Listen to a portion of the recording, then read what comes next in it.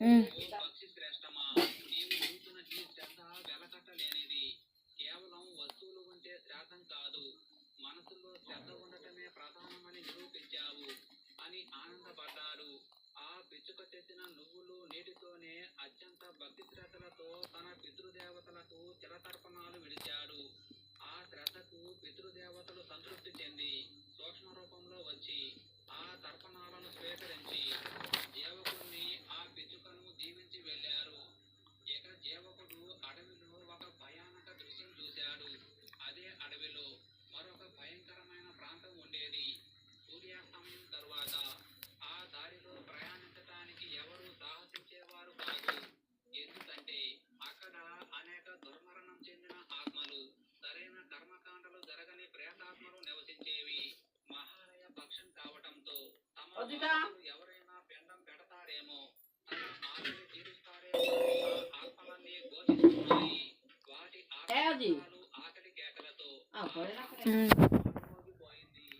ఆ ప్రేతాలు ఒక్కొక్కటి ఇలా అంటున్నాయి, నా కొడుకు పెద్ద ధనవంతుడు కానీ నాకు పిడికెడు పిండం పెట్టదే అని ఒక ప్రేతం ఘోషిస్తుంది. అయ్యో, నాకు కర్మకాండలు చేయకుండానే నా ఆస్తిని పంచుకుంటున్నారు అని ఒక ప్రేతం కేకలు వేస్తుంది. ఆస్తి కోసం ఒకరినొకరు తన్నుకుంటున్నారు, నన్ను పట్టించుకోనిరా అని రోధిస్తూ ఒక ప్రేతం. బ్రతికున్నగా తినక డబ్బు పోగు చేసి కొడుకులకు ఇచ్చాను, నేను చనిపోయాక నాకు ఆకలి తీర్చే కొడుకు ఒకడు లేడు అని ఒక ప్రేతం రోధిస్తుంది. బ్రతికుండగా సుఖం లేదు, చచ్చాక సుఖం లేదు అని ఘోషిస్తూ ఒక ప్రేతం.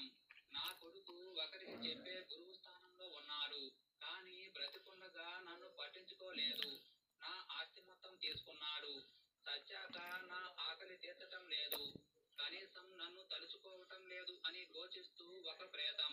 మా ఆస్తులు కావాలి, మేము అక్కర్లేదా అని ఘోషిస్తూ ఒక ప్రేతం. అమ్మ ఆకలి ఆకలి అని ఘోషిస్తూ ఒక ప్రేతం. బంధాల మాయ సంతానం కోసం రాత్రింబవళ్ళు కష్టపడితే నాకు దాహం తీర్చే కొడుకు ఒకడు లేడు అని రోధిస్తూ ఒక ప్రేతం.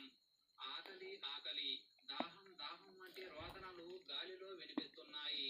అంతలో నల్లటి దేహాలతో, భయంకరమైన రూపాలతో, చేతిలో పాశాలు ధరించి ఇద్దరు యమదూతలు అక్కడ ప్రత్యక్షమయ్యారు. బతికి ఉన్నప్పుడు మీ పిల్లలకు సంస్కారం నేర్పలేదు, పితృకార్యాల విలువ చెప్పలేదు. ఇప్పుడు వారి వల్ల మీకు సద్గతులు కలుగుతాయని ఆశించటం అవివేకం. మీ కర్మఫలం మీరు అనుభవించాల్సిందే. పదండి నరక